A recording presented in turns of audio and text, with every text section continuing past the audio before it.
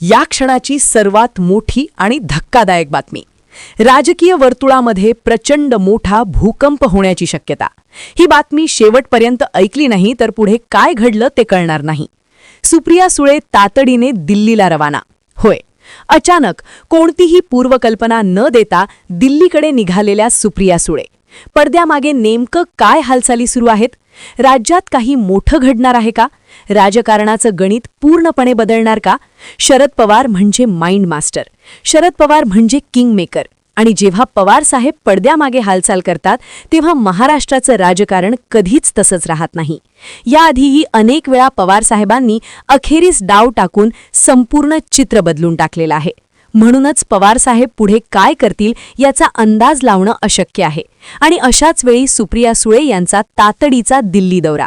दिल्लीमध्ये काही मोठी राजकीय घडामोड होणार का यावर सध्या प्रचंड चर्चा सुरू आहे. या पाठीमागे पवार साहेबांचा एखादा मोठा डाव आहे का हा प्रश्न प्रत्येकाच्या मनात आहे. नेमकं सुप्रिया सुळे दिल्लीला कशासाठी जात आहेत? त्या दौऱ्यामागचं खरं कारण काय आहे? आणि राज्याच्या राजकारणात काय मोठे बदल होणार आहेत हे जाणून घेण्यासाठी हा व्हिडिओ शेवटपर्यंत बघणं अत्यंत गरजेचं आहे. हा व्हिडिओ शेवटपर्यंत बघाच, अर्धवट सोडू नका, कारण शेवटच्या भागातली माहिती सर्वात महत्त्वाची आहे. तर नुकताच अजितदादा पवार यांचं निधन झालेलं आहे आणि त्यानंतर राज्याच्या राजकारणात मोठ्या हालचाली सुरू झाल्या आहेत. आज अजित पवारांच्या पत्नी सुनेत्रा पवार उपमुख्यमंत्री पदाची शपथ घेणार असल्याची चर्चा आहे. मात्र या शपथविधीची कल्पना आपल्याला नव्हती असं शरद पवारांनी पत्रकार परिषदेत स्पष्ट सांगितलं आहे. राष्ट्रवादी नेमकं कोण चालवत आहे आणि भाजपच्या इशाऱ्यावर निर्णय घेतले जात आहेत का असा थेट प्रश्न पवार साहेबांनी उपस्थित केला आहे. मुळात पाहायला गेलं तर भाजपमध्ये सध्या भीतीचं वातावरण आहे. शरद पवार पुन्हा डाव टाकणार का? शरद पवार संपूर्ण गेम फिरवणार का? हे भाजपला चांगलंच माहिती आहे. याआधीही भाजपकडे स्पष्ट बहुमत असताना सुद्धा पवार साहेबांनी ऐनवेळी डाव बदलून सरकार बदलून दाखवलं होतं. हे संपूर्ण महाराष्ट्राने पाहिलेलं आहे.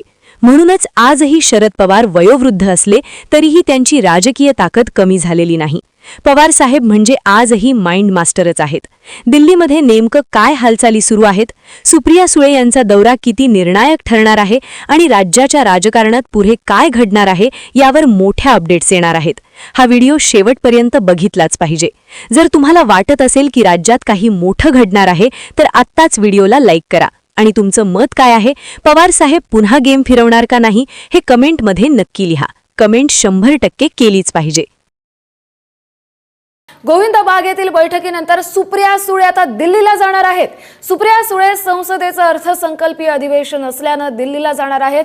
यावेळी त्या दिल्लीत काही महत्त्वाच्या नेत्यांची भेट घेण्याची देखील शक्यता आहे. राज्यामध्ये राजकीय घडामोडी घडत असताना सुप्रिया सुळे अधिवेशनासाठी दिल्लीत जात आहेत. अजित पवार यांच्या अकाली एक्झिट आधी त्या दिल्लीमध्येच होत्या आणि त्यानंतर ही घटना घडल्यानंतर त्या पुन्हा बारामतीमध्ये पोहोचल्या होत्या. मात्र आता सगळ्या विधी पूर्ण झाल्यानंतर गोविंद बागमधली बैठकही पार पडल्यानंतर सुप्रिया सुळे आता दिल्लीला जात आहेत. गोविंद बागमधल्या बैठकीनंतर सुप्रिया सुळे दिल्लीला जाणार असल्याची माहिती आहे. याच संदर्भात अधिकची माहिती घेऊया आपले प्रतिनिधी शिवाजी काळे यांच्याकडून. शिवाजी,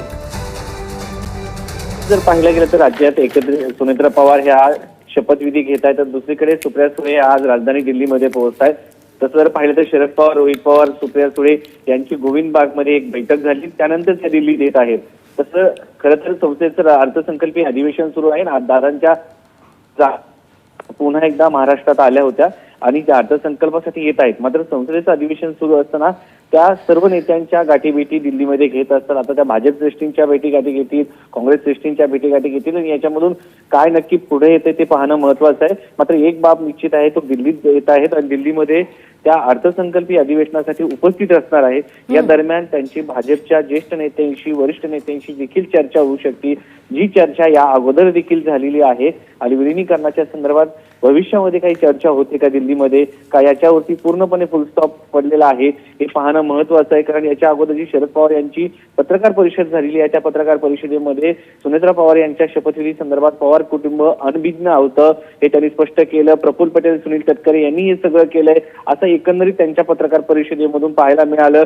दुसरी गोष्ट बाब म्हणजे काही नेते पक्ष एकत्र येण्यासंदर्भामध्ये मदत करत नाहीत व ते येऊ देत नाही असाही मेसेज जो आहे त्यांच्या पत्रकार परिषदेमधून देण्यात आलेला आहे.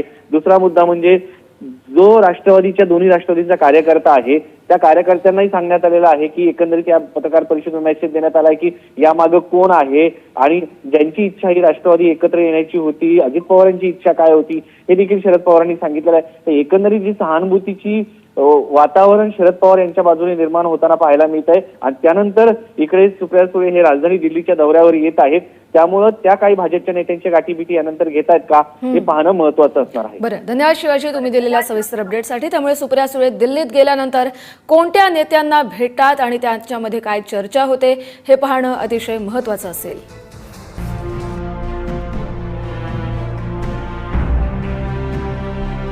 अजित पवारांच्या अपघाती निधनानंतर राष्ट्रवादी काँग्रेसच्या विलिनीकरणाच्या चर्चेला पुन्हा वेग आलाय. नुकत्याच झालेल्या महापालिका निवडणुकीत दोन्ही राष्ट्रवादी पुणे आणि पिंपरी चिंचवडमध्ये एकत्र लढल्या होत्या. जिल्हा परिषदेच्या निवडणुका घड्याळ चिन्हावर लढवण्याचा निर्णय झाला होता. इतकंच नाही तर अजित पवारांनी विलिनीकरणाबाबत 14 बैठका घेतल्या. विलिनीकरणाबाबत अजित पवार, सुप्रिया सुळे, जयंत पाटील आणि अमोल कोल्हे यांच्यात बैठका झाल्या. बैठकीत सहभागी झालेले नेते विलिनीकरणावर सकारात्मक होते. त्या बैठकीत विलिनीकरणाचा निर्णय घेण्यात आला होता. बैठकीत झालेला विलिनीकरणाचा निर्णय शरद पवार यांना कळवण्यात आला होता. विलिनीकरणासाठी शरद पवार यांनी सकारात्मक भूमिका घेतली होती.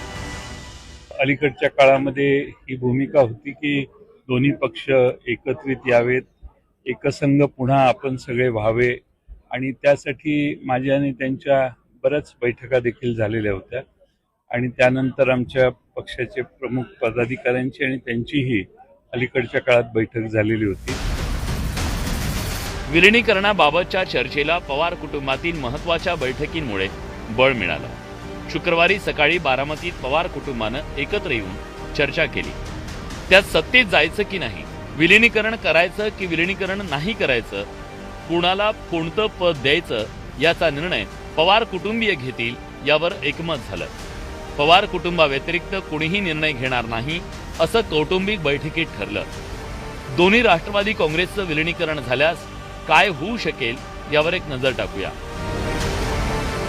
सुनेत्रा पवारांना उपमुख्यमंत्रीपद तर सुप्रिया सुळेंना केंद्रात जबाबदारी मिळू शकेल.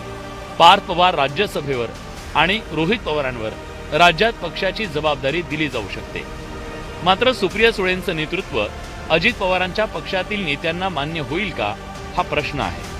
तर विलिनीकरण झाल्यास कुणाला मंत्रिपद मिळेल यावर एक नजर टाकूया. जयंत पाटील यांना मंत्रिपद मिळू शकतं. शशिकांत शिंदे, हर्षवर्धन पाटील आणि राजेश टोपे यांना पुन्हा मंत्रिपद मिळू शकेल का या प्रश्नांची उत्तरं सोपी नाही. जर आपण टिकलोच नाही तर